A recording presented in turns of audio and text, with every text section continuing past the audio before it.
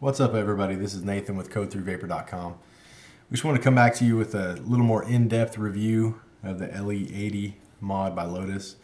If you recall, we did a quick unboxing video of it just to kind of give everybody a first look at it, go over some of the specs. Today we want to give you a little bit of a first impression, kind of some of the pros and cons as we see it after having used it for a week since the unboxing video. For those of you that didn't watch the first video, this may be the first time you're looking at this mod.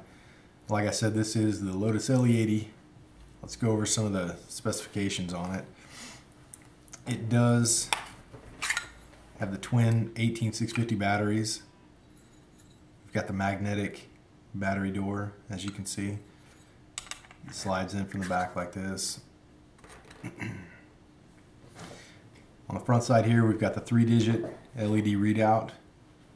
We've got the 3-way toggle switch, or the 3-stage shifter switch as they call it. Down is going to give you the current battery capacity. As you can see, I've been using this today.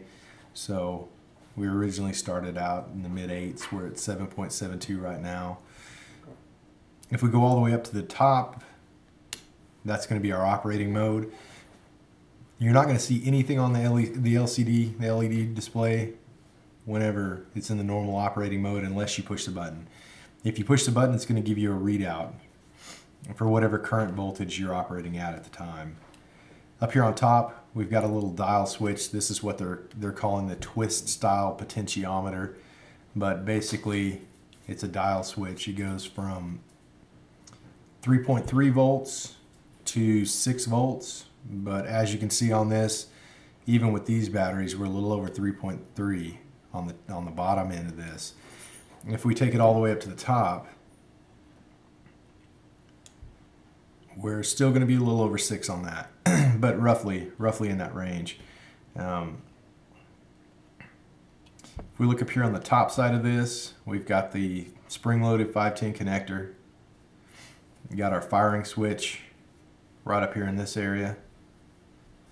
And honestly, that's about it. Some of the things I like about this mod, I do like the construction of it. When you're feeling it, it feels like a real quality built piece. I haven't had any problems with anything on it. To me, the coating is really good. The only spots I've had any problems with the coating are down here on the bottom of the battery door, and I feel like that's probably from tossing it in the cup holder and letting it ride around. I do drive a lot on a daily basis, and I have this with me. A little bit of the coating has rubbed off the bottom, nothing big. I do like it. It's kind of a matte finish on it. It feels good in the hand. I've got some juice on it. It cleans up really easy with no seemingly ill effects. But like I said, we've only really been looking at it for a week. It is all aluminum on the outside. Pretty decently thick construction, as you can see. I do like that. For having the twin batteries in it, I do find that this is a lot smaller than a lot of the other twin 18650 box mods that are out there. It just feels good in your hand. For what it is, it feels really good. The firing switch up here on top, that was one of the main things I noticed first about this mod, was the location that they had that at. I really like that. I'm going to be honest with you. I feel like that's in a good spot. Using it, it feels really good whether you're gripping it from the backside like this, or you flip it around and hit it with your thumb. Either way, it's equally comfortable to me anyway. Some of the things that I thought would be hang-ups when I got this mod, I'll be honest with you, I was worried about the readout on this and the information that it provided. If you're one of those guys like me that's used to using some of the other mods that tell you what voltage you're running at currently, tell you what ohms your tank or your build's at, you adjust it by watts up or down by the 10th. When you switch to a mod like this, as I was when I first got this, I thought, this is going to be one of those things where I don't have the information, I don't have the adjustments that I want. And honestly, I thought that would be my biggest drawback to this. But after having used it for a week, I can honestly say that hasn't been much of an issue for me. Once you get your settings down, you get it dialed into where you want it. The changes are really easy to make. This dial actually kind of loosens up a little bit. It's a lot a lot easier for you to grab and turn. Even if you've got kind of fat, chubby fingers like I've got, no fingernails, it's kind of gets a little bit easier to turn. Lets you dial in some of your voltage settings. It's really not that bad.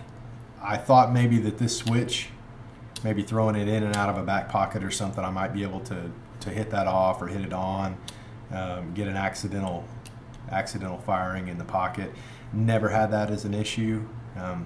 Just absolutely didn't happen. The switch up here, I like that switch. It's real positive. I like the real positive click. It feels, everything about this feels well made.